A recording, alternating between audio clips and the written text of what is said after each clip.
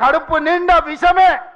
విషమున్నోడు ఇవాళ కడుపులో కత్తులు పెట్టుకొని కౌగిలించుకుంటారు. చూస్తున్నాం. ఆయన ప్రభుత్వం వస్తాడంటే ఈయనకు పెద్ద పదవి ఇస్తాడంట. నీకున్న ప్రతిపక్ష హోదా ఊడగొట్టకపోతే నా పేరు మార్చుకుంటా బిడ్డ కేసీఆర్. 2023లో నిన్ను ఓడగొట్టిన, 2024లో నీకు గుండు సున్నా ఇచ్చిన, సర్పంచ్ ఎలక్షన్లో పాతరేసిన, మున్సిపల్ ఎన్నికల్లో ఉప్పు పాతరేసిన, జూబ్లీ హిల్స్ కంటోన్మెంట్లో నీకు గోరి కట్టిన, వచ్చేసారి ఆ గోరి మీద మా కాంగ్రెస్ పార్టీ కార్యకర్తలు జెండా ఎగరేస్తారు. ఇదే నా సవాల్ కాంగ్రెస్ పార్టీ కార్యకర్తల తరఫున.